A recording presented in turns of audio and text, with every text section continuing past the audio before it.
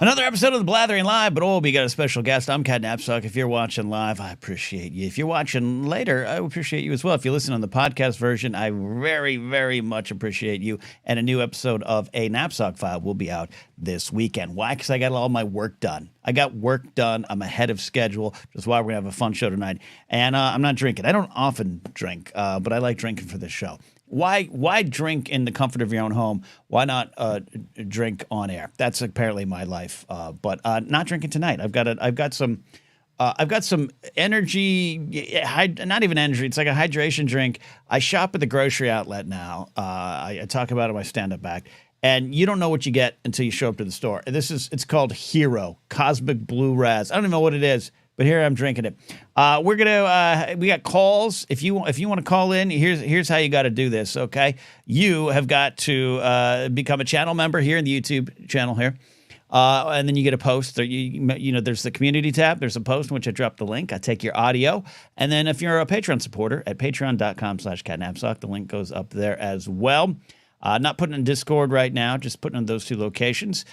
Usually everyone in Discord is already a Patreon support of mine, but if you move on from Patreon, you get to stay in the Discord, and I have no problem with that. But you don't want to keep the perk for Patreon supporters and channel members. We got a special guest coming up here in just about 10 seconds. He'll be here for as long as his baby allows it, which is a wonderful thing to say because I love this man so much, and he's got a great thing going in his life. He's got several things going in his life. I just painted him to be this real pathetic man that's clinging to one final thing, but he's good. Before we get to that, I got some news. Check out the latest food review video. Can 7-Eleven hydrate me? I'm a couple weeks out from that one. I've got a new one in the hopper. Bear with me there. I want to shout out our buddy Adam Knight. You see him often in chat. In fact, there he is. Nightfall Productions. He's paying me back. This wasn't a bot commercial, Adam.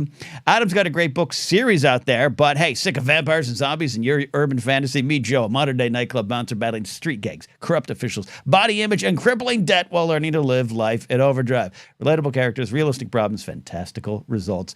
Adam Knight's Cowboy Ending, book one of the Overdrive series, is available on Amazon. I want you guys to check that book out. I have a copy. I am going to dive through it. I'm going to try to get the rights to make a TV show out of it. That's what I think. That's what I'm going to do. All right. We got our guest coming in here. I'm going to bring him in right now because, I don't know. I got to unmute him because I don't know when he's going to have to go. It seems Mark Riley. Hi, Mark Riley. Welcome to the show. It seems like having a baby is just like it's an improv game that could go left or right at any time. It's always a adventure. It's always different. It's the greatest thing to ever happen and the most terrifying thing all at once.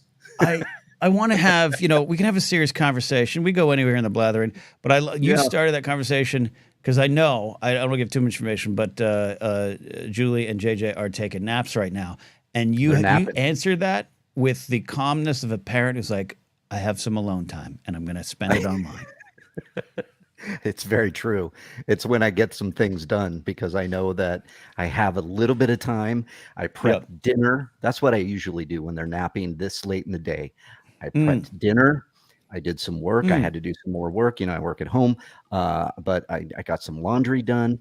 What else did I do? This is the better version of Will Ferrell's moment in Old School. Where it's like, we got a big weekend plan. We're going to Home Depot. Yeah. It's so true. It's like I opened the windows. We have a nice breeze going now because it's not 185 million degrees. Living on the sun now here in the valley, it's actually really nice. I was able to check in with my neighbor. That's big. I might Craig, right across the street. We're pals now. You got a Craig neighbor friend. Yeah, Craig, we have this great house we found that we're renting and we live in now. And JJ has her own room and I'm like, how do we meet our neighbors? And Julie, my wife, is like, yeah, where are we gonna do we just walk over? And then Craig, I watch Craig across the way, and he's got a vendetta against the trash because he definitely is hiding his recyclable bin in the back. Everything comes out first, And then he comes out at 6 in the morning because we're up at the same time, and he's looking around for the trash guy. And then he looks down the street and he sees someone, and he comes and he runs and he pulls his recycling bin out and he puts it on the street and walks back in. And I'm like, yeah, I know what you're doing, Craig. I'm going to do the same thing. I don't like the people going in there and throwing things around, and because they go, they're looking for recycling, which I want. That I have no problem doing that. But when you have a lot of boxes in there and everything, I have gone out many days now, and my trash is just ruined. They're just going through and they're throwing things around, and I'm like, throwing things around. That's not nice. So okay, I'm gonna jump in here on this one. Yeah, we'll talk about Greg. First of all, I've been in my house for 6 years. To the neighbor to the immediate left, don't know him. They won't speak. They won't talk to us. Yeah. They won't say hi. We wave at them, nothing. Wait a minute. So I too, you and I, we try to be good people. In fact, we once tried to associate and become a good people association. We try to be good people, but there's a guy who hits our street, our trash. Today's our trash day. I put it out Wednesday night. And he hits our trash, he hits our recyclables and our trash every Wednesday night. And I've come out there and I've tried to do my old security days. I've tried to do the like, what you doing type of. And then I'm like, I feel bad for him. But then when I was a security director and I was at work in the graveyard shift, people would come steal the cardboard of the mall. And that's theft. It's our property because we wouldn't toss it out. We wouldn't recycle it. We would sell it. You'd get money from it.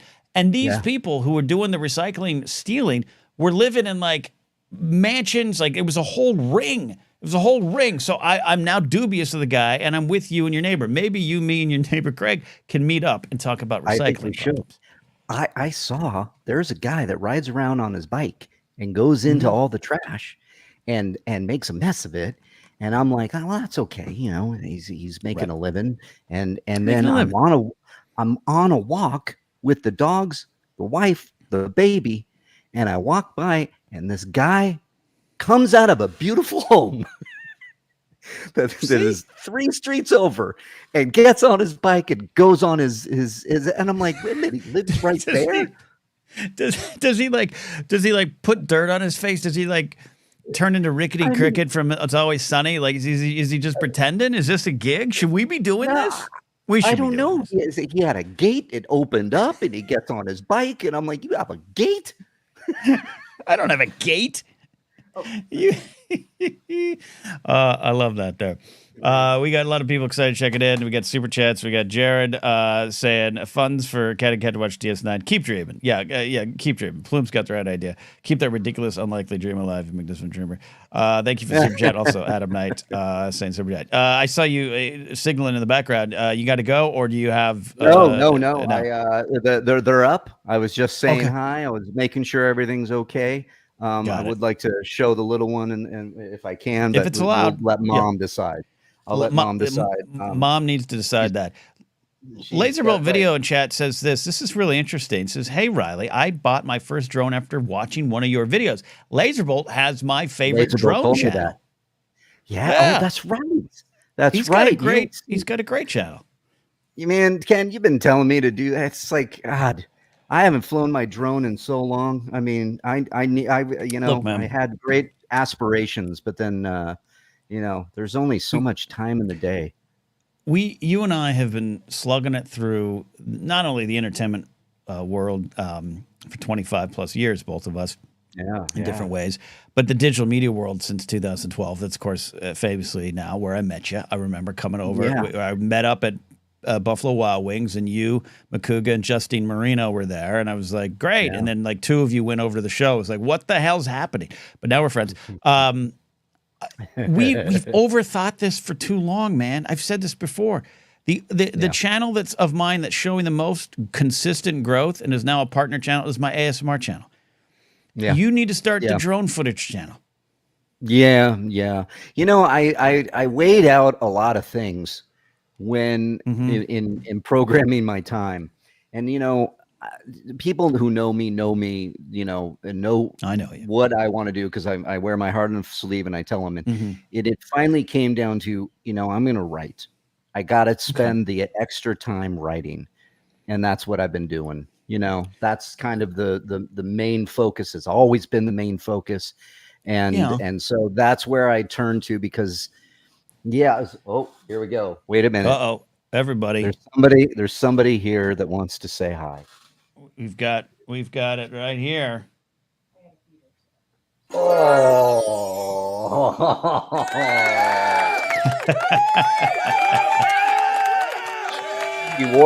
She wore her onesie for you, Ken.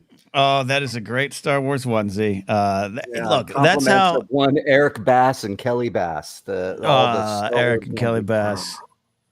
Look at that. Look at that. Look, if that's how if that's how she's waking up from a nap, we all should be so lucky.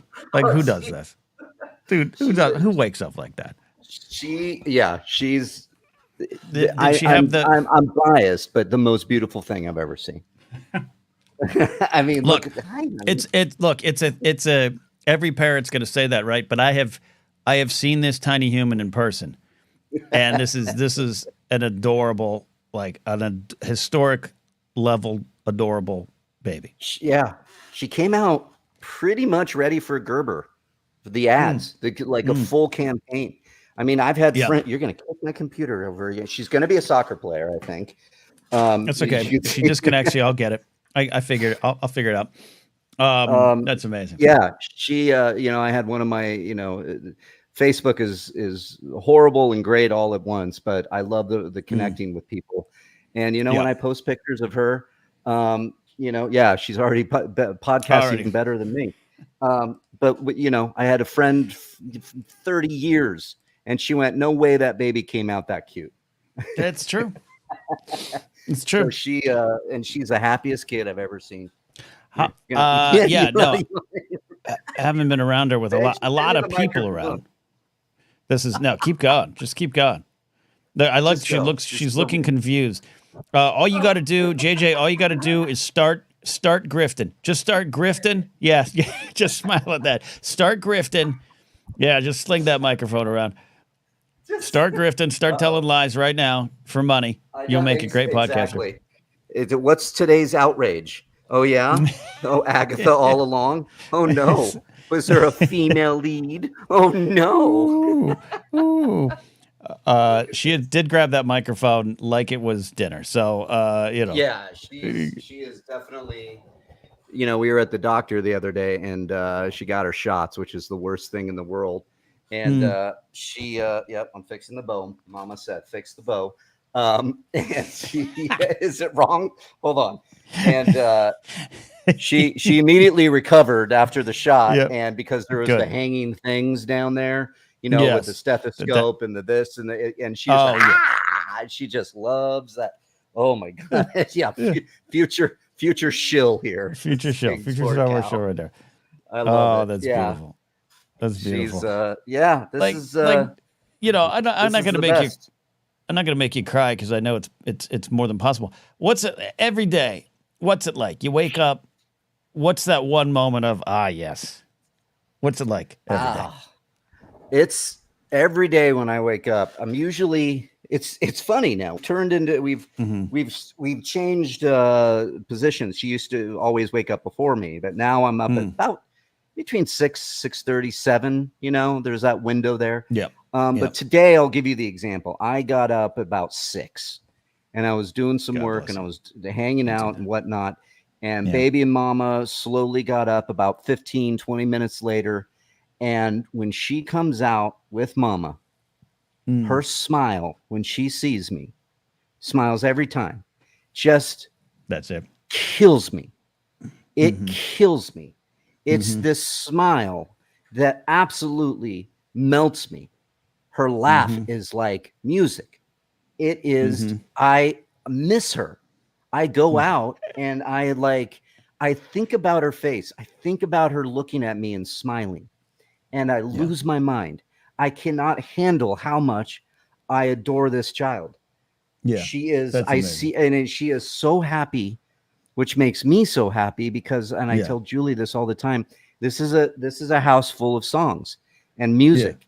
and laughter and love, because we are constantly smiling at her. We're singing to her constantly. I sing to her at night before she goes to bed. Mama sings to her right before she goes to bed, because Julie puts her down and sings to her.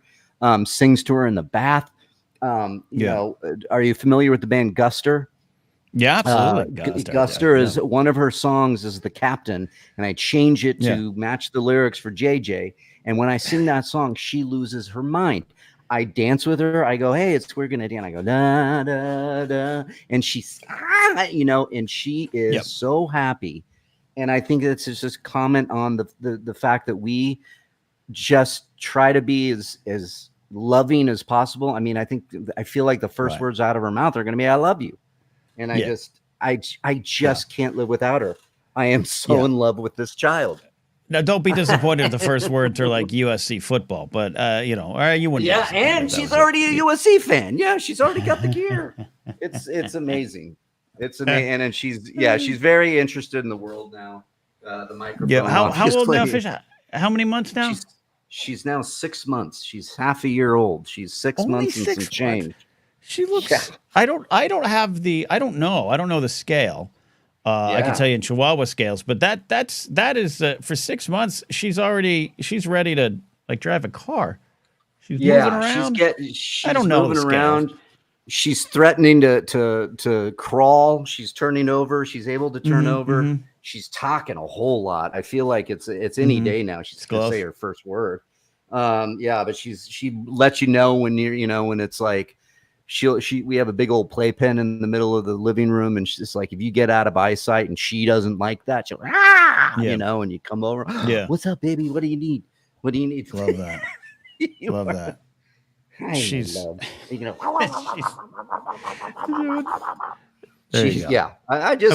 can't handle it. I wish you'd sing to me more, Mark. All the times you and I talk, we talk daily almost. I wish you'd sing to me more. We should sing. I will sing to you, Ken. No problem. I'll try to now chill with the. No, chill. We got a couple calls lined up. We got Jared and Evan going to bring them in shortly. But I did the big reason you're on, other than I mean, I'm not joking. You and I converse probably daily, if not daily, every other day, a text and everything. If anyone, not the old crew doesn't always hang together, going back all these years, but you and I probably some of the closest in contact from that group. But you were kicking the tires on your YouTube channel again, and because of the way it works, we had McCoog on last time who was kicking the tires, and now we got you kicking the tires, and you're concentrating on writing. I want people to know what you're doing so they can go get it.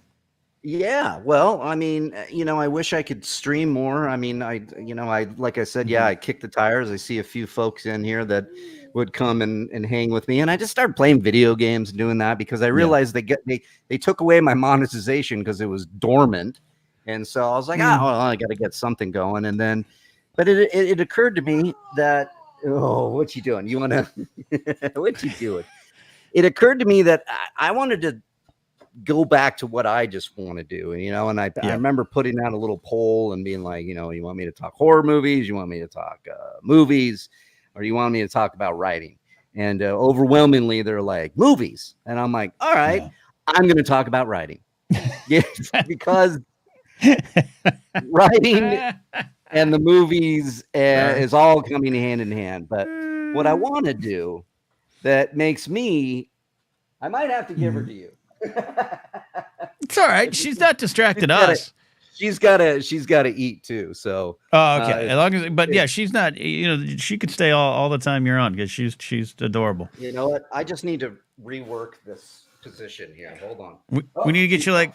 Isn't there some baby Bjorn? Can we get some kind of Bjorn? Can we get some kind of Flargen? Yeah, let's get some baby Flargen. Yeah, exactly. But I hit finally something, Ken, where I went, you know what? I want to do this my way, as Frankie said. And so I decided, I decided that I know King's like views just went down. I'm like, but at the same point, it's like, who cares, right? You want to do what you want to do. And I find it interesting because I'm always trying to work in, I'll talk movies, sure. I'll talk whatever it is about life, sure. But Yeah. there was something that I needed to do in my life, and there was a big roadblock in front of me. And I want to put it and say that a big reason that roadblock moved out of the way was having a kid. Having a kid. So I know that there's this shorts feature on YouTube. So Yeah. I have one in the hopper. I'm going to do the shorts about my journey writing my first novel. And so that's going to be coming out soon. That's going to be coming out. Man, I might just drop it right now. I don't care. Do it now. Do it now. Do it. Do it. It's in draft. I did the whole thing.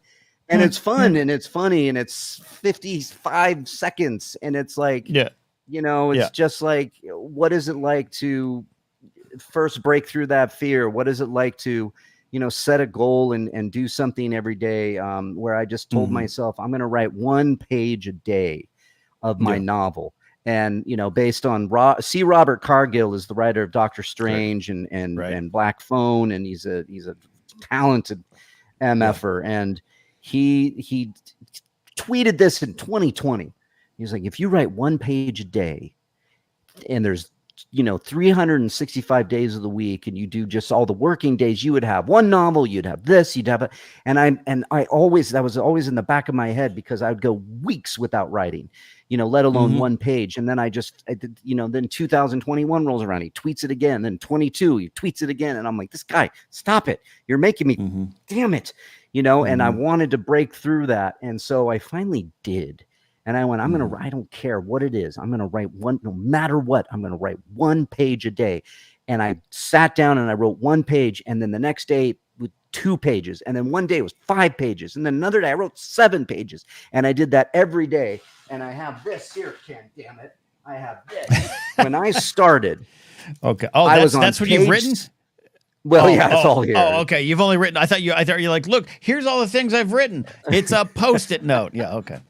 It is. It's a Post-it note. But I started this. I implemented this on the 29th of July, which was a Monday, and I was on page 71. After 2 years of working on this novel, I was on page 71. And the start of this week, which was 9/16, I'm on 187. So I've written over 100 pages, in however much time that is. Yeah. And it's a novel, and it's a freaking weird one, and it's completely wholly my voice and original, and it's first person narrative, and it has YouTube in it. There's definitely my life in it. There's like, it's sci-fi, it's horror, it's comedy, it's all this, and then you shake it up, and it's this weird novel that's like Neil Gaiman had sex with the guy who wrote Fight Club. I don't know. It's crazy. So, I mean, Neil Gaiman having sex is in the headlines. So, but we'll start. I know, bad choice of words, I guess, nowadays. It's terrible. All right. That's all right. I don't know. This is the stuff you're covering on your YouTube channel, other than the hangouts and the playthroughs and everything. You'll still do that when you got the time, but you want to take what you're doing and help get that out to the world. Not just what you're writing, but other people about accomplishing their goals. Yeah, there's a theme to that, and then and it's all through the writing prism, because then it's like, I want to do shorts on like, what is it like when you just don't have it in you? What can you do? How do you motivate yourself? How do you warm up? What's inspiration? What are you reading? How do you outline it? What's what's first person narrative? What's third person narrative? What's omnipotent voice? What's bait and switches? What's a red herring? What's, all these things that maybe will go into that, and then tie it into my favorite movies. This part here is like definitely, be like, this is inspired by The Exorcist. This is inspired by Jaws. This is inspired, whatever it may be. And then there's also going to be so much personal stuff in there that's like, because part of that first video is like, and then I had her, and I want her to be proud of me. I want her to know that it's like, honey, I said I wanted to write a novel, and I sat down and I did it because it was a different brain thing. And it's so much more freeing than, because I felt it's going to have its own hurdles to get out there, but I know I can self-publish. That's beside the point. But there is a different set of hurdles that I find Yeah. fascinating, and you have to write in a certain way when you're writing a screenplay. And then you have to go through, unless you have millions of dollars that you can go film it yourself, great. But there is a gatekeeping in Hollywood that is just exhausting.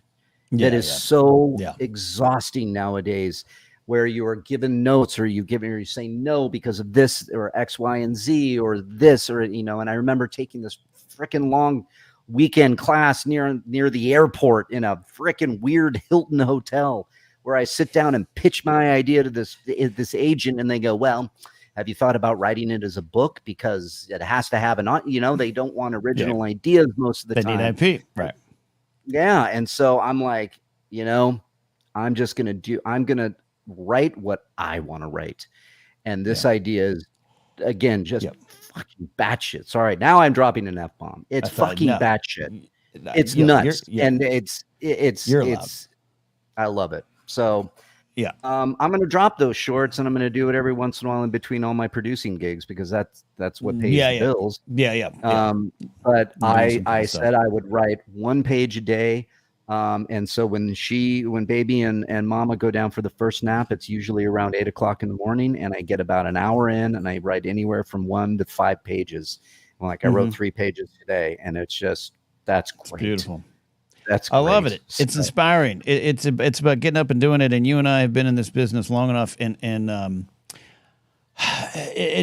so many different things, and we have a tendency to shotgun effect, where you're just working on and trying so many different things. I love what you're doing. One of my favorite things you're doing is concentrating on like one thing, as well as the work and everything you're doing. I know you got a cool project that you can't talk about yet, that you're working on with an old buddy of ours, but everything. But like, I think that's what as much as I need to do a bunch of things, and I'm always going to be here hanging on the Blathering, I'm always going to be doing Force Center. It's like, all right, what are the things that I want to do?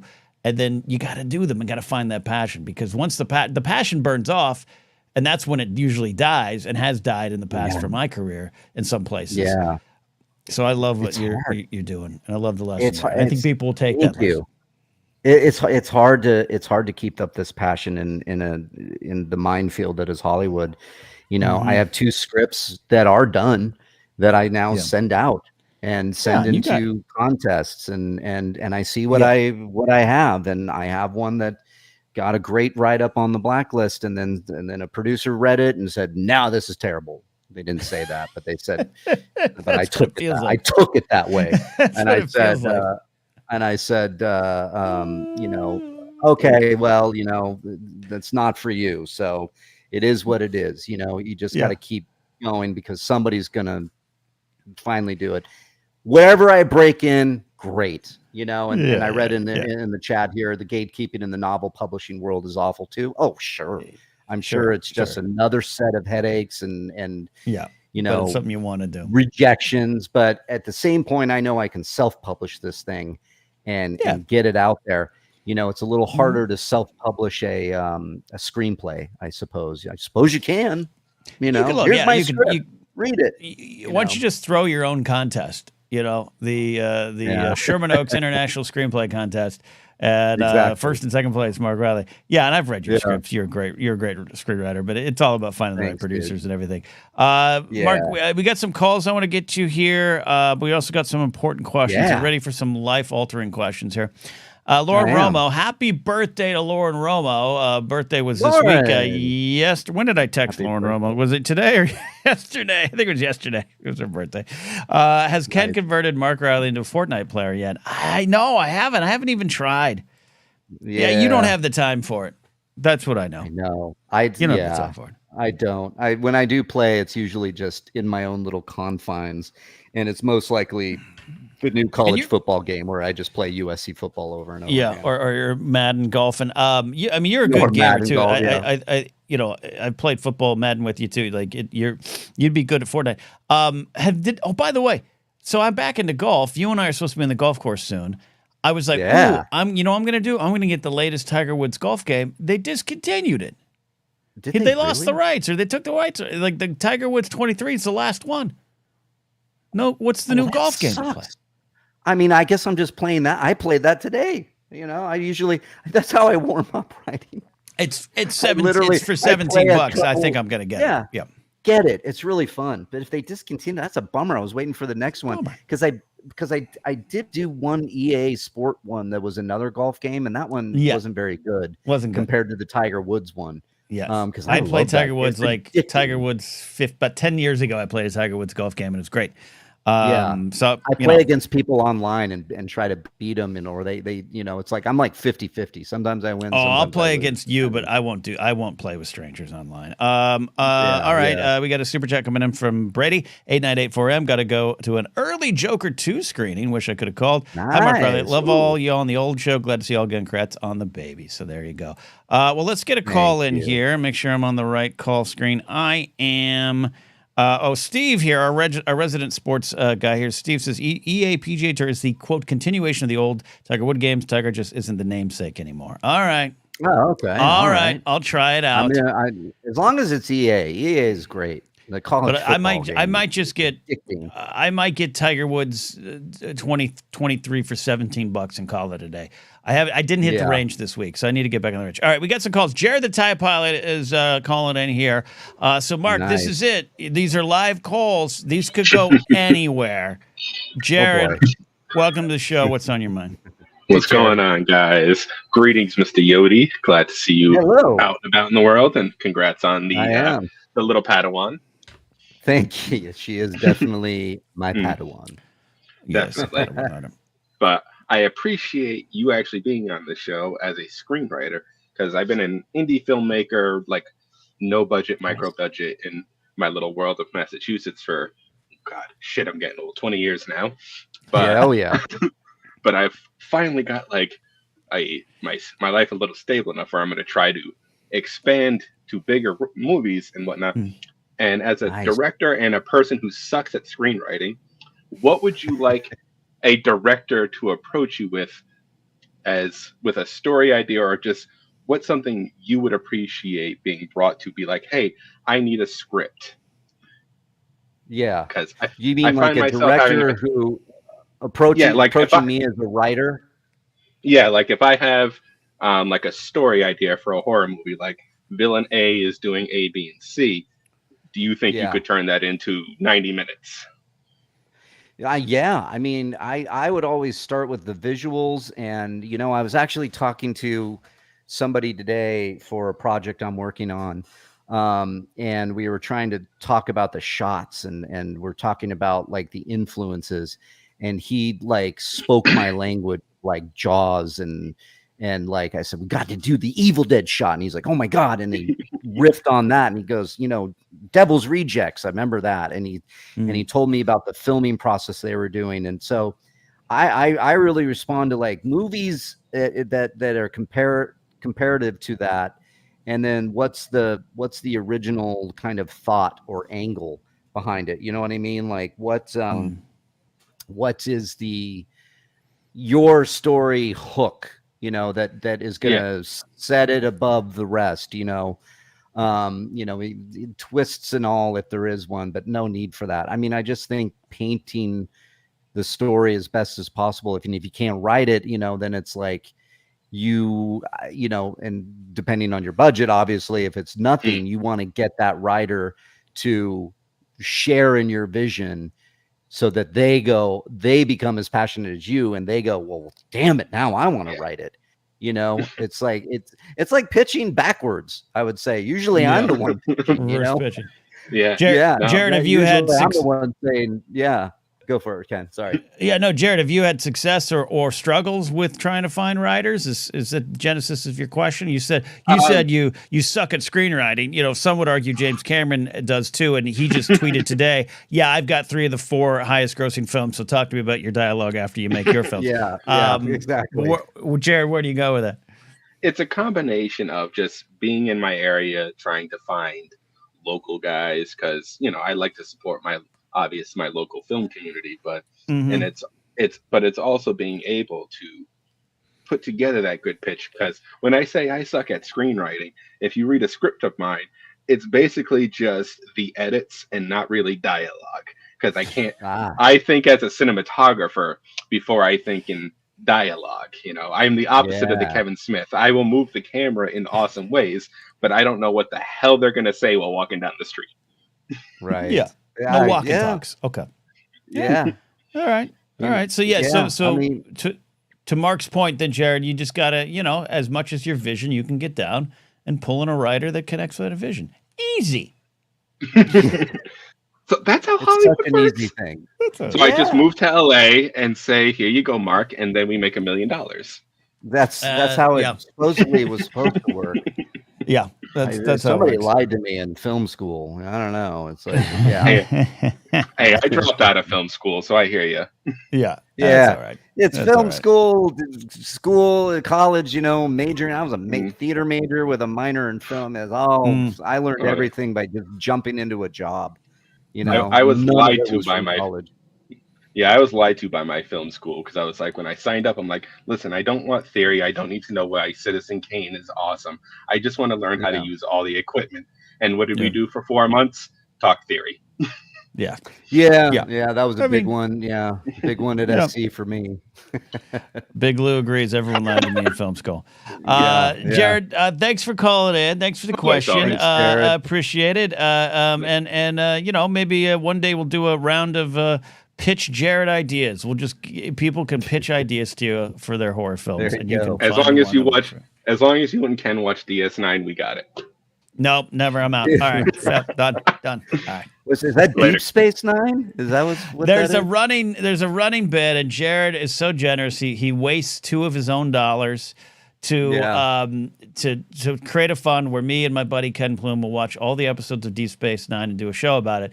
I just don't want to watch the show. Not that I think it's bad. I believe everyone who says it's good. But you know me, Mark. Yeah. You know me. Yeah. I don't watch things, and I don't want to take the time to watch things. I got 7-Eleven food to eat, a backyard to water, and a dog to walk. And Fortnite to play. Yeah, it takes now with a kid. I mean, we've been on the same episode of The Old Man for 2 weeks. One episode, just 5 minutes at a time. It's like 5 minutes at a time. I mean, I barely got through the Acolyte because it was like 5 minutes at a time. I mean, I'm like cooking and I have it playing in the background, and Julian are like, "What happened?" I'm like, "I don't know." Julian, just rewind it real quick. Yeah, I do that. Yeah. I try to combine things. It doesn't always work. I try to combine Rings of Power with either cardio or Red Dead Redemption 2. So that's really weird when like something's happening on Rings, but I'm like, oh, but Arthur Morgan's in trouble because I'm deep into playing the story again. All right, you good with it? How you good with us for a couple more minutes here? I want to make sure you're good. Yeah. Okay. It looks like I'm okay. Yeah. Okay. So we've got a couple calls. I got Evan here queued up now. Evan's calling in. We call him Major Problems around here as well. Evan, what fires are you trying to put out tonight? Ahoy, ahoy. Ken, Mark, what's going on? Hey, Evan. Not much. Just old friends. Old friends catching up. Hanging out. Catching up. Mark, congratulations on the young one. Thank you. I'm a new father myself. My little boy's 10 months old. And, oh my God, you got 4 months on me. I love it. Does it get any better? No, it gets better every day. Doesn't it? It really does. It really does. Yeah. So my question tonight hits a little bit on fatherhood in movies. And have you seen a movie that like has changed for you since you became a father? First, I guess the first part of the question, Mark, is: have you seen a movie? Have you seen a movie since you've had JJ into your life? But has a movie changed now that JJ's in your life? Yeah. Well, to answer the first part of that question, I've seen 2 whole new movies since JJ was born, and 2.5, I would say. We managed to get through Civil War, that Alex Garland one, and A Quiet Place. The day one, and then we only made it through half of The Fall Guy, and because I don't even know what then the Amazon rental period window went away. Oh, so yeah, I always love that. I always love that. That's bull. It's so funny. So it's hard. It's kind of hard to answer like when I haven't seen anything, but there, like, as far as fatherhood, like, changing, like, I can't find a movie in my head that's like, because I haven't watched anything. But it's yeah. But I'll give you the layup real quick. Yeah. And this one, it blew me away. The throne room scene from Return of the Jedi. You think about it, it's like, oh, obviously, watch that as the father instead of the son for the first time. Yeah. And hear Luke say, "Father, please." Yeah. Yeah. Well, okay. That's a great answer. No, I got it. I do, because there was a moment in A Quiet Place where the Lupita Nyong'o's character is it's really one of the better horror movies out there, and a really, really intimate story set against this huge kind of, thing. But she's walking through, and there's no spoilers here, but it's like day one, the creatures arrive, and she's surviving, and then there's a quiet moment, and she's walking through this park, and these little kids are underneath the fountain. And you kind of remember the first movie when you realize the water moving like kind of masks their sound, so they're kind of safe.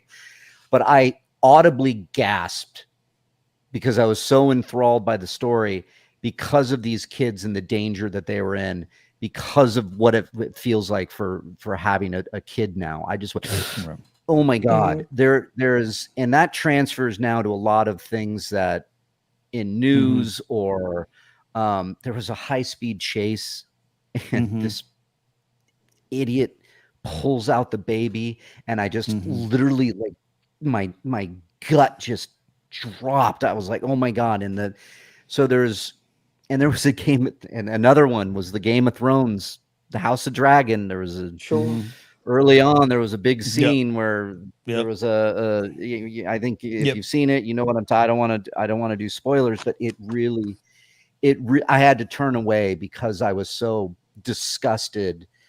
Good by the story, it was supposed to be, but it pulled such a strong reaction out of me, because I am incredibly now aware of having a daughter that I'm so worried about. I mean, she can't get a shot now without me crying, where I'm just like, I don't know what to do. Like, it's just I'm waiting for the moment. I'm waiting for the moment where you like watch E.T. and you're like, and then these kids got on their bikes and flew. That's not safe. Oh, when I watch that with her, I'm gonna be a puddle. I just know it. I told you, I'm always a puddle with that, with E.T. Yeah, I told you, I recently rewatched Father of the Bride, the Steve Martin version, one of my all-time favorite films, and the whole time I'm like, I'm crying for Riley. Like, I am watching this through your eyes now, so I can only imagine that. I don't know what I'm gonna do. I know. I mean, I look at her, and it could be just random. I don't know if I'm tired, or if it's maybe I've had too much caffeine or something. But I'll look at her and just absolutely, I'll start crying just thinking about how much I love her. Beautiful, it's such pure love feeling. Evan, it's great call. I mean, thanks, guys. Thanks, Evan. It's crazy. Thank you, Evan. Yeah. Great comment there from Evan. Well, that was a sweet call. That was a sweet call, Mark. Now we're not going to have a sweet call. Okay. Now we're going to have. He's lighting up a cigarette right now. He's ready. It's Kingsport Cal. Kingsport Cal is on the air right now. Cal, what is one of your 19 questions? What's up, man? First, question number one is, can you hear me okay? Cal, you have fixed your audio in a way that, quite frankly, turns me on. Crystal clear. Good. Mark Riley, what's up, hello, sir. What's up, my friend? What is going on? I've been watching you cut some video games for like the past year. What's going on, man? What's up? King, you always jump in when I'm playing Madden or golf or whatever, and it's like I curse like a sailor, and I'm actually curbing it because I'm the daughter that's about to speak. Yeah. Oh, look. I'm not a parent. All right. I don't know what words my Chihuahua knows, but I have a friend of mine. His daughter's now 18, And the entire run of her existence thus far, my friend would drop every curse word around her, and we'd always be like, don't do that, don't do that.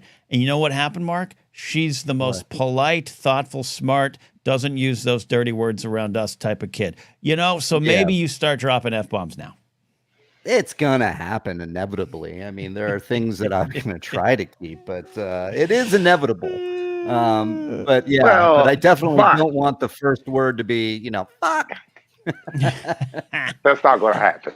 Mark, I wanted to tell you, you're going to be, you're starting late, man. You're starting late with the kid thing. Oh, I know. What I mean? Well, this is not lost on me. I was talking to somebody today again for this project I'm working on, and he has 3 kids. And I was like, oh, I'm going to get, you know, some advice on you when she gets older. And he's like, oh, you'll learn with the second one. I'm like, no, I won't. No. That's right. That is exactly right. I don't want to die before she's however old. I just got that a lot, you know. We started late. We started really late.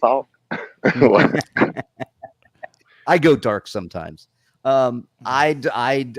It's like I can't. I mean, it's sometimes hard to get out of bed. I'm so tired. You know, how would another kid work? Jesus, no. You know, it's crazy. So, Mark, can I get in here for a second and talk to you? Okay. Yeah. I didn't know. I wasn't sure. Anyway, you start your late. Problem, Cal? Nothing. But no, you're starting a little late is what I was saying. But, you know, I have a child too. Well, she's not a child. She's 20 years old. And that's the only, I wanted to say that I agree with you that one and done. People will be like, yeah, the second one's easy. What second one? You know what I mean? Right. This, yeah. You know, this is enough.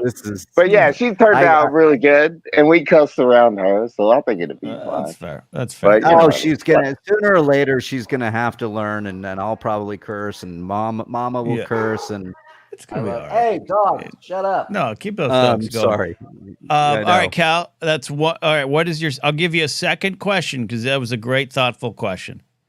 Yeah. I don't know, Ken. Well, what's going on with you, Ken? What's up? What's happening? Nothing. We're not catching up. All right. This is not catch-up time with you, Ken. Did you not realize this?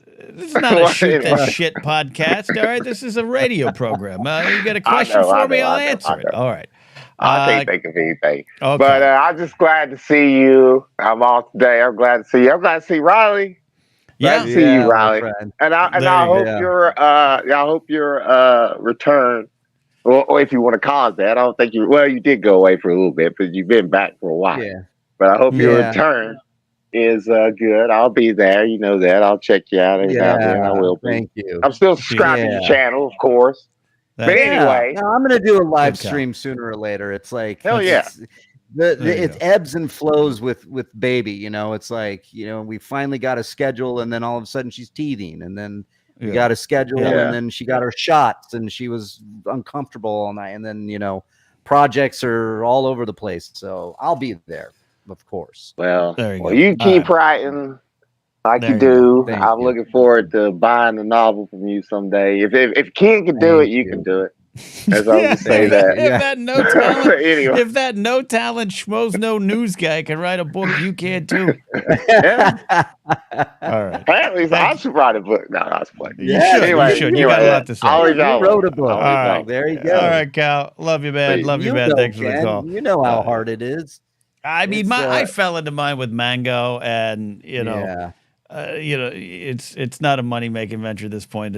But I'm glad it's out there and seen on shelves. Yeah, you're gonna get there, and love that there. All right, we got a couple calls. A story that's weird, so that's gonna be fun. Hey, that's how it works, man. That stands out, and then you option that, you turn that into a comic book, and then option both into a show. You make all 3 times the money. Exactly. All right, I got a couple calls I want to get to before I get you on out of here. I want Jonathan Peck's calling in. Jonathan, how you doing, buddy? What's your question for Mark Riley? Yeah, good to hear you two voices again. Thank you, Jonathan. Thank you, Mr. Peck. Thank you. And Riley, congratulations, by the way. I just want to say I voiced the voicely. Thank you. But yes. Beautiful. Thank you, my friend. Thank you. And Ken, can I just say what here though? I got to see your beautiful face a few weeks back when you talk about Beetle Juice. And the one Yep. thing you said about that review though, and I would agree, although mine's a little bit different. I did have some young ones with me and my older son went to see Beetle Juice. There's Yep. 3 little boys sitting right next to us right here doing dancing along throughout the movie, basically. Not annoyingly, they're not disturbing everybody. They kind of feel a similar vibe of it, basically. Yeah. That's So, so so to cool. catch people up, I was over on Fandom, Mark. I actually was paid to talk about a movie again. Crazy. I went and saw Beetle Juice, and I went to see it in the theaters. I went to AMC, and I'm complaining like an old man. I'm not shutting up about this. It cost me $30 for the ticket and $40 for the food.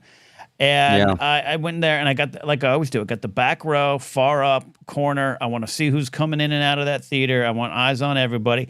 In my row, 6 seats over, a group of 2 like daughters and 2 like younger mothers, I'll say, and the whole movie on their phones. The whole movie on their phones, but not enough to where I felt I needed to say something, but you couldn't, it just was present. Like I said, the people I were with, they're not on their phones. They were just like they're having a good time. To be fair, though, so basically, you know, I can't having a good disrupt the time, fun. one thing, but anyway, so the phone okay, sorry, is just want to get terrible. that out of the way.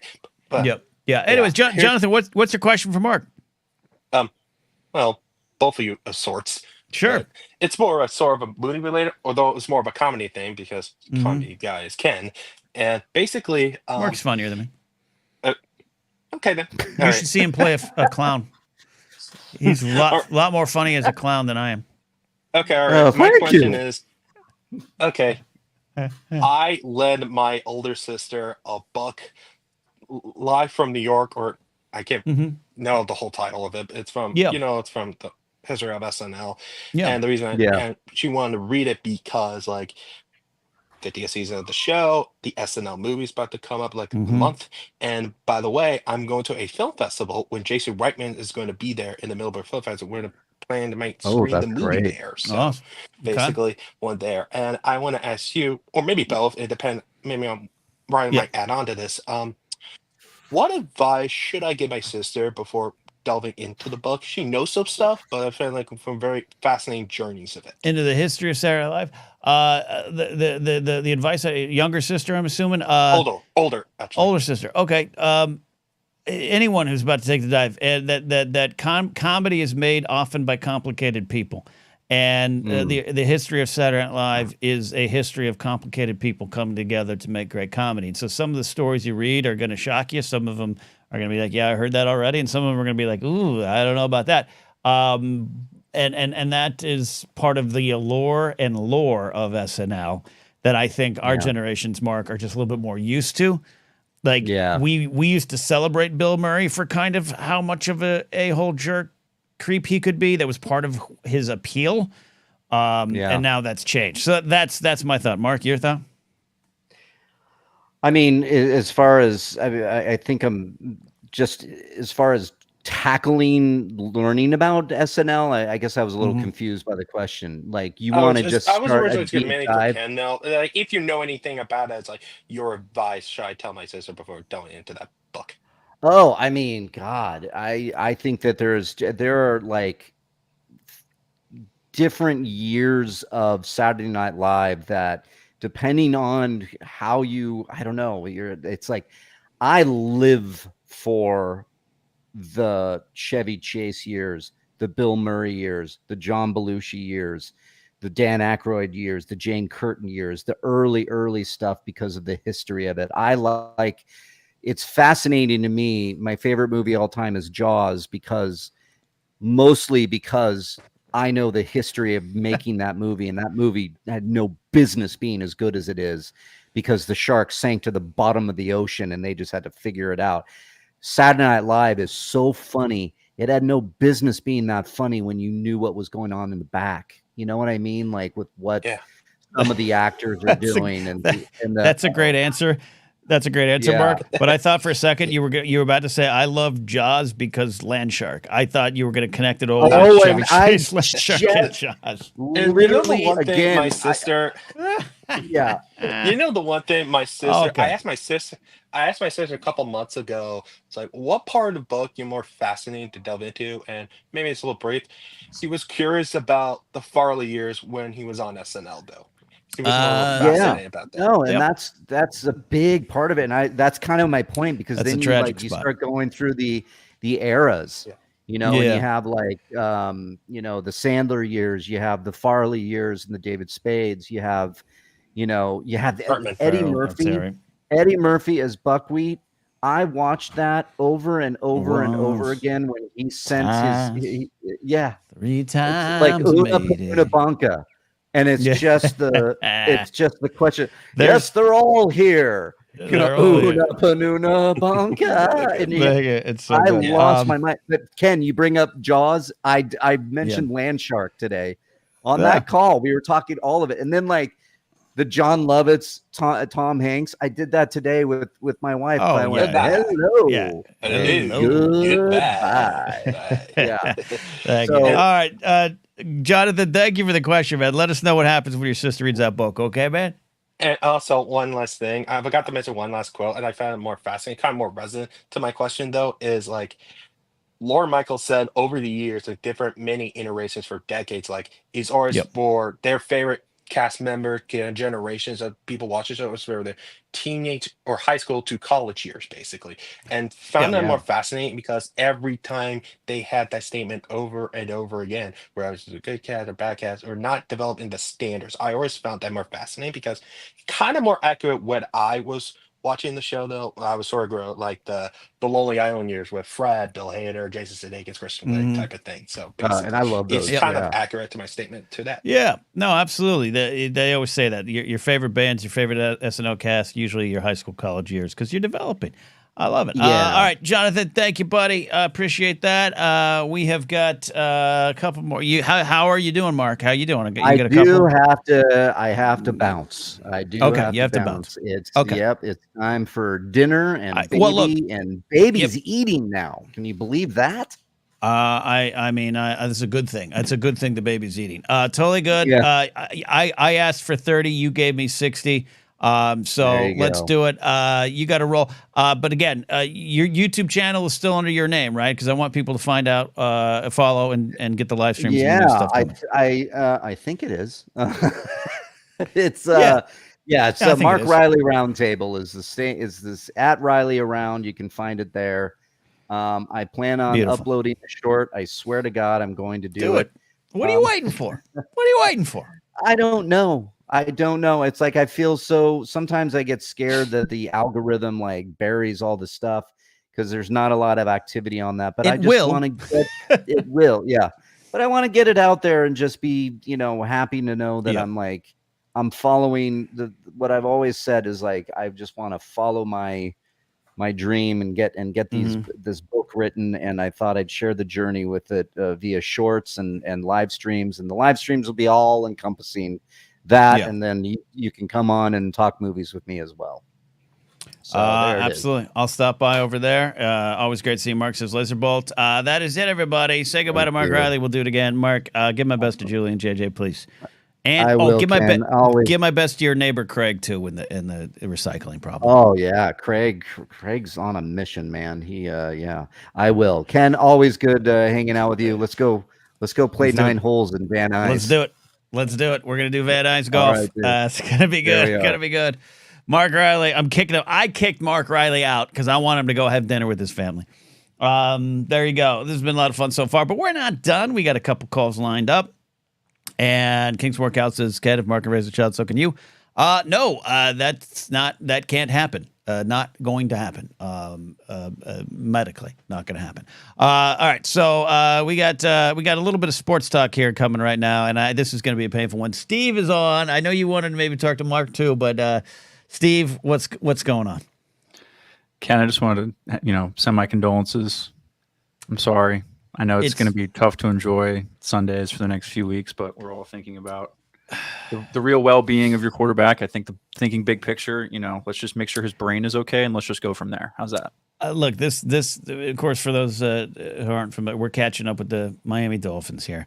I had such high hopes for the season. We had an interesting offseason where we ran into money problems. So I didn't like some of the players we let go. I liked the players that we had to let go. It was kind of weird, but good offseason. A lot of hope. 2 weeks in, Steve, my hope is gone. My hope is gone. We're 1-1, and it ain't a good 1-1 right now. And our quarterback, it's not looking. I actually like Skylar Thompson. But I've lost all hope, Steve.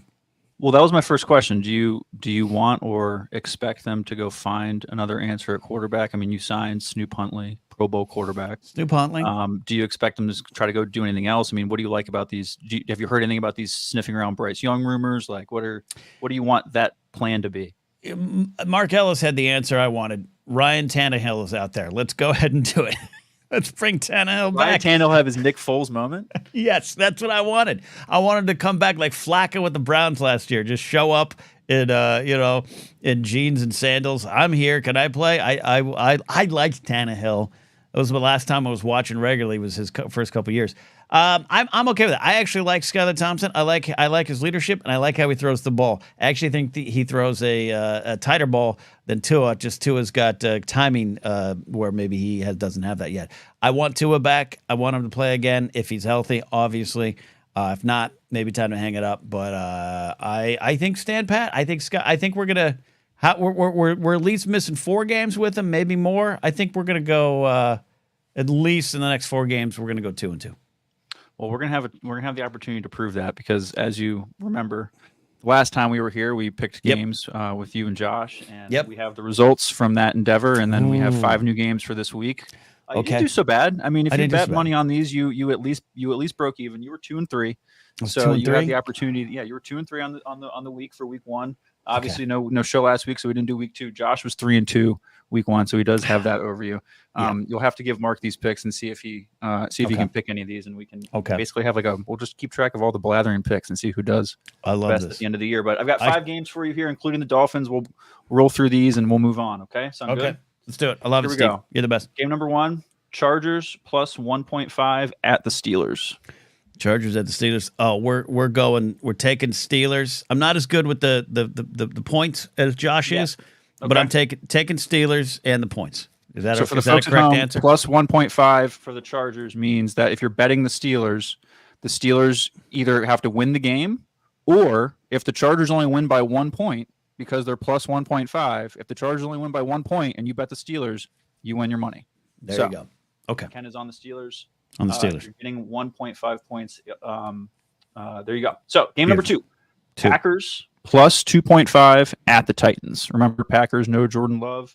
Packers plus 2.5 at the Titans. I think that I'm taking the Titans to cover. Did I say that right? You got it. Yep. Okay. You did. Good job. Titans. Yep. Titans. Yeah, Kingsport Cal asks, are we gambling? Lewis, they won last week, but can you do it twice? We'll see. I think if the Packers win 2 in a row, they're gonna. I think those lines are gonna start changing because people are gonna have the faith in to be able to do it. All right. So before the next one, Kingsport Cal says, are we gambling legally?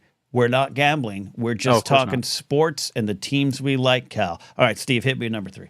Jelly beans. All right. Anyway, game number 3, Ravens minus 1.5 at the Cowboys. Cowboys are home dogs to the 0-2 Ravens. I'll tell you what, Baltimore's upset. They're upset, and they're going to play on emotion. They're 0-2, and they're embarrassed about it. The Cowboys are a mess, and I don't care if it's a Jerry Jones house. Taking the Ravens here. Love it. Love it, love it. As an Eagles fan, hate the Cowboys. Okay, here we go. Yep. Game number 4. The Detroit Lions minus 3 at the Cardinals. Detroit Lions are 3-point favorites in Arizona. I'm doing this. I'm dedicating this to Lauren Romo on her birthday week. The Lions are going to take it. It's going to be a big win in Arizona. Love it. Rooting for it. Lions at Cardinals. Got the Lions. All right, game 5. Last game, your beloved Miami Dolphins are plus 4.5 underdogs at the Seattle Seahawks.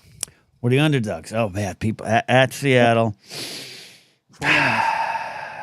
Look, can Skylar Thompson keep you within a field goal? Yeah. You know what? Yep, I'm going to do it. I'm going to take the Dolphins to get within that range. Whether they win or not, I don't know, but it's going to be close. It's going to be close. I'm going to put some faith out there that the Dolphins season is not done, and I'm taking the Dolphins. For those of you keeping score at home, this week Ken is taking the Steelers, the Titans, the Ravens, the Lions, and the Dolphins. Ken, thank you so much. We'll check in next week. Appreciate it. Thank you so much for having me. Yeah, Steve, you're the best. That's how you do it, folks. That's how you do a call. You come in, you lay it down, and you get going. A lot of fun. We're not done yet here. A few more minutes here on the show, and then I got to walk a Chihuahua. I got to walk a Chihuahua a little earlier because the sun's going down earlier. We used to have a post 7 p.m. walk, but now we got a pre 7 p.m. walk. Isn't life exciting for your old favorite washed-up YouTuber? All right, let's bring on an actual professor to class the thing up here. Addie, welcome back to the show. And what do you got?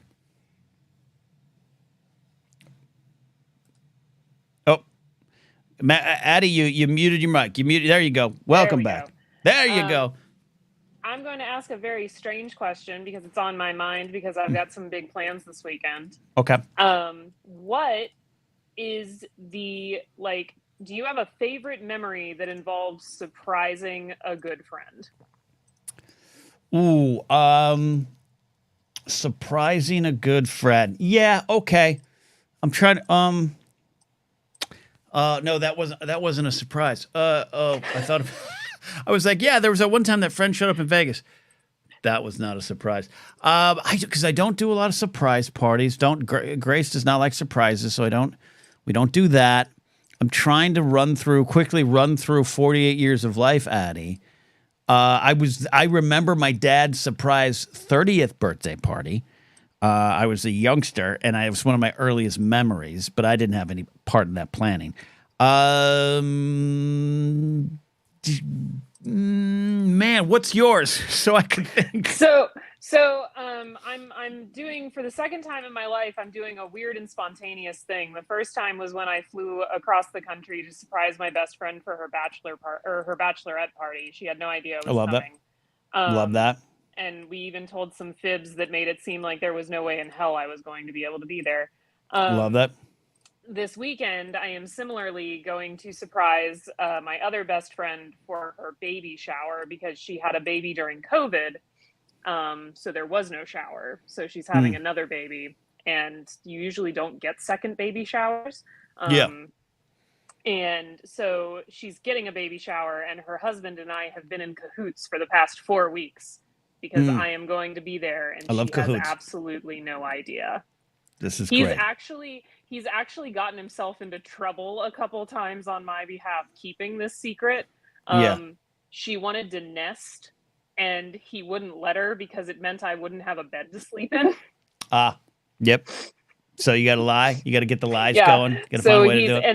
And then he had to stop her from making plans for them for Saturday night because I have plans for her Saturday night, but she has no idea that that's happening. So he has gotten himself in trouble several times on my behalf to pull this off. Surprises are all about lying. But you know what, Addie? You reminded me. I do have an answer. As I'm listening to you talk, I'm playing with my little fidget, my ring, and I said Grace doesn't like surprises.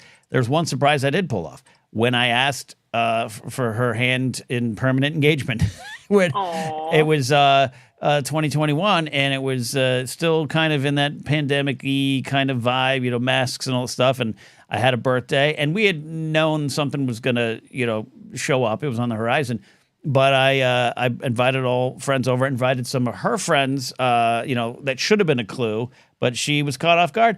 And I had Mark Ellis stall while I went back to my room and changed into some clothes and came back out and gave a speech and presented the ring, got down on one knee, which is hard for me because I'm broken. And she said yes, of course. So we're permanently engaged. And that I successfully pulled off a surprise. Perhaps the only one in my life, Addie. Perhaps the only one in my life. But wasn't it fun? It was fun. It's a little strange because tonight I had to send her a text message where I just flat out lied to her and told her that I got so busy I forgot to mail the baby shower presents, so they're not going to be there by Sunday. I don't like pranks because pranks are taking the one thing we have between us, trust, and stomping on it. But surprises I like because it's positive, but there's a lot of line to get there.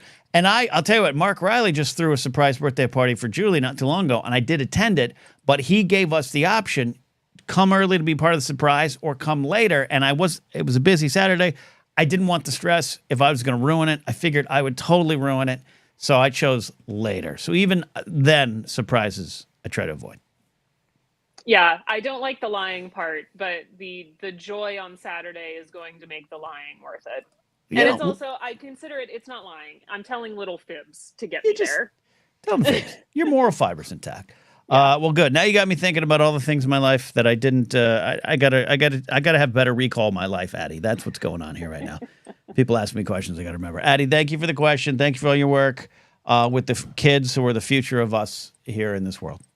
Anytime. It's not going well today, but I thank you for that. Hey, hold on for one more day. The poet Wilson Phillips once told us that, and I think that's the lesson here. Thank you, Addie. And Kingsport Cow says Addie's friend is going to be so happy. But Kingsport Cow also said pity engagement. Get out of here, Cal.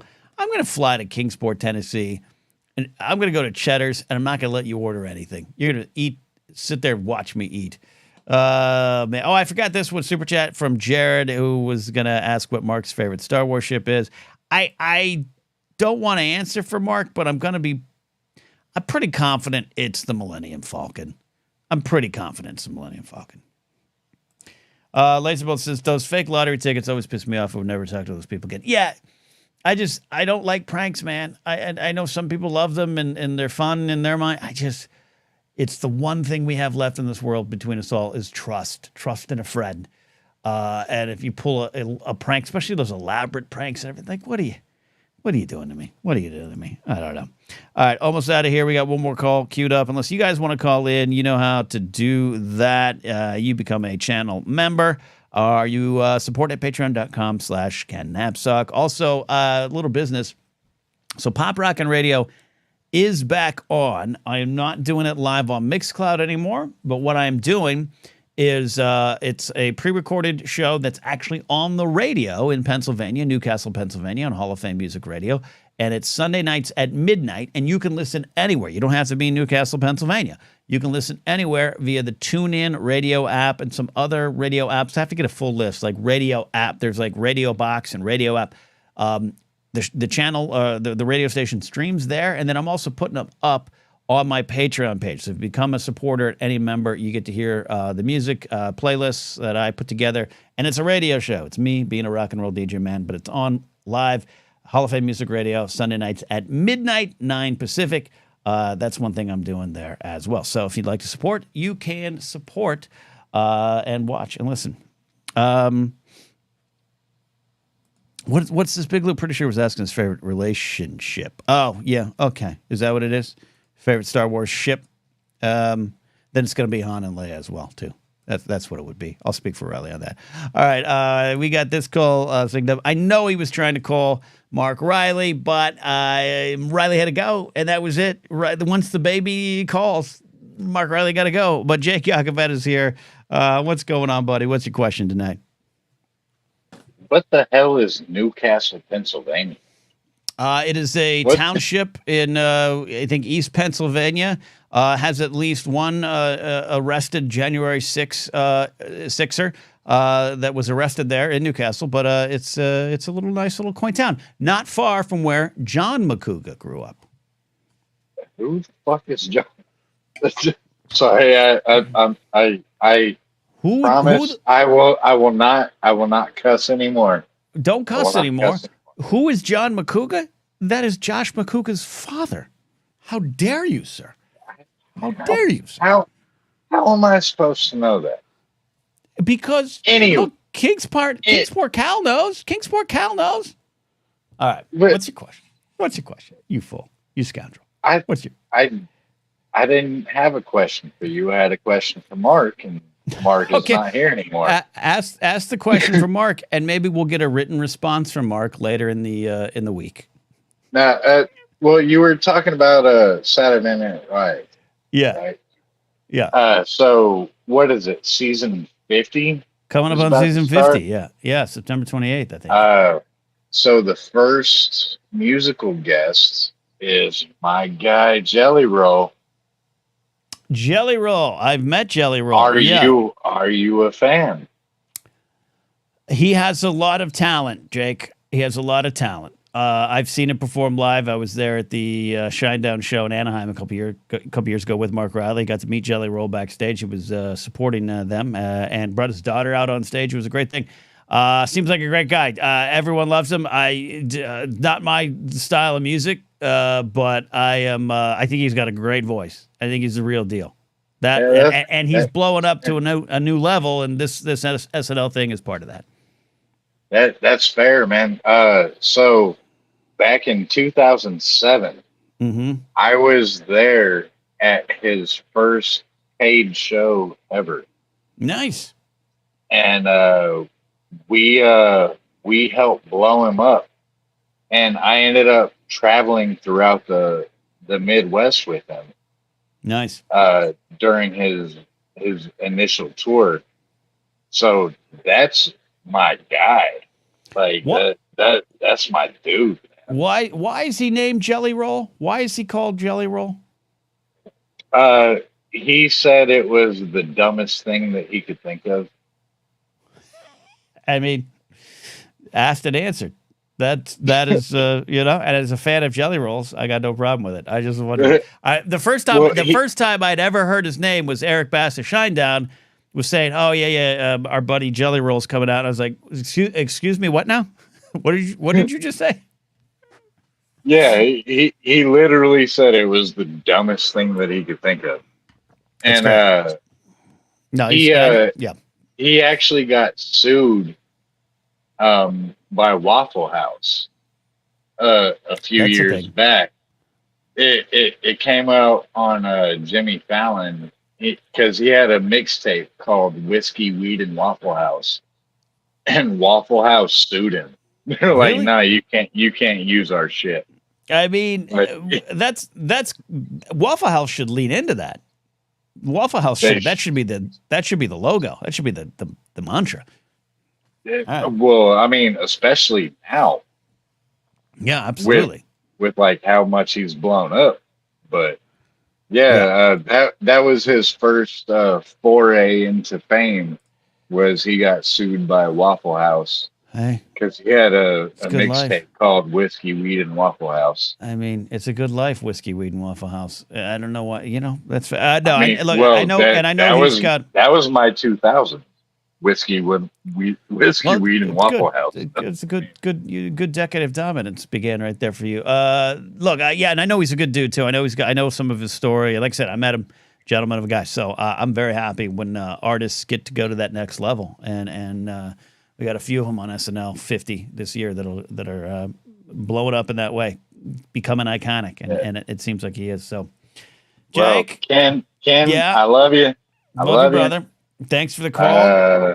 Just wanted to link up again. It's been a minute. You got a question? You call in. That's the deal, and I love it. Thank you, sir. Well, I'm gonna go I'm gonna dream of some Waffle House. Cal told me to call in, so I had to. No, we'll talk to Cal later. I'll sort that out with Cal later. I'm kidding. Get out of here, Jake. Get out of here. Get out of here. Jake's out of here. We're almost out of here. And it's been a fun time. As I said at the top of the show, check out Adam Knight's book, Cabo Ending, book 1 of the Overdrive series. Our buddy Adam shows up in chat a lot here. He's a great supporter of the things I do, so I want to make sure I'm supporting the things he's doing. Check out his book series. It's available on Amazon. Support a independent author. All right. And if, Aaron, the author's still there, you get me one of those cards too. And I'm going to make sure people buy your books if they're watching here. We'll be back next week, but slightly adjusted. So bear with me. I have to leave town, unfortunately, for a sad reason. Next Thursday, I'll be out of town, but we'll try to get something together and do another episode of The Blathering before the month ends. Don't forget 20 minutes of coffee, schedule permitting, and all the other things going on in my life. I'm having a lot of fun hanging out with all of you, and we'll do it again soon. So, I don't have the right music queued up. I had too many sound effects playing tonight. That's on me. Thank you all. Like, subscribe, do the thing, make the dreams come true. Go support Mark Reilly as well. We'll see you next time. Bye.